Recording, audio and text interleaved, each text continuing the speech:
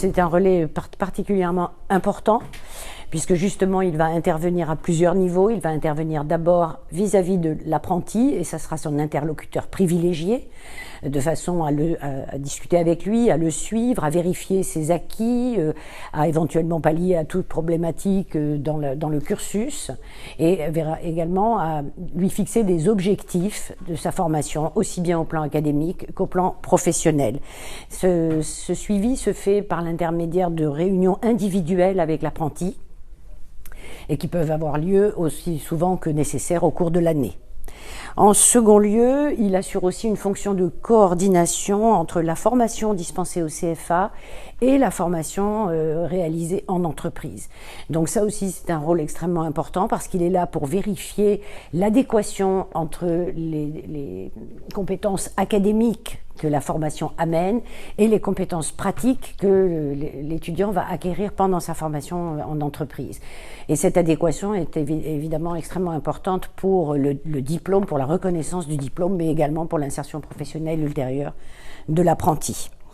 Cela se fait au travers d'au moins 2 visites dans l'année, où le tuteur pédagogique se rend dans l'entreprise pour rencontrer et le maître d'apprentissage et l'apprenti en situation réelle, et également pour faire une évaluation avec le maître d'apprentissage du niveau de compétence de cet apprenti. Bon, enfin, sa dernière mission est de participer à l'évaluation académique de l'apprenti, en évaluant formellement la réalisation des objectifs qui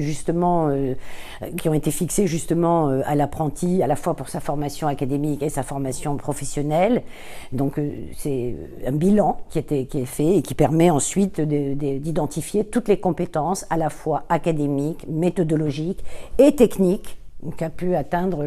l'apprenti.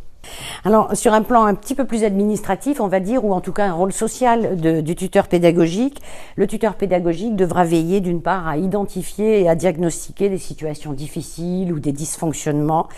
Par exemple, il s'assurera de l'assiduité de l'apprenti, il pourra aussi vérifier son niveau et sa motivation, et évidemment aussi toute son implication, parce que ça peut signaler des difficultés.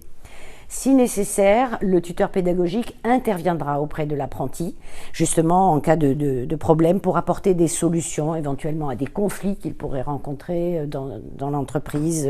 ou des difficultés constatées à titre personnel également.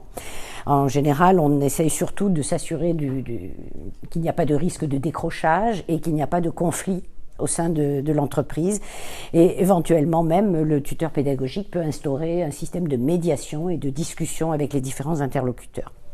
Enfin, toujours au plan administratif, la dernière activité du tuteur sera d'informer l'unité d'apprentissage dont dépend l'étudiant via le responsable de la formation pour justement remonter toutes les problématiques et effectivement, à ce moment-là, éventuellement passer au niveau purement administratif pour régler les éventuels problèmes qui seraient rencontrés par l'apprenti. En conclusion, je dirais que le tuteur est un interlocuteur incontournable, à la fois pour l'apprenti, mais également pour le maître d'apprentissage et pour l'entreprise, puisque c'est le relais de toutes les informations et c'est le pivot.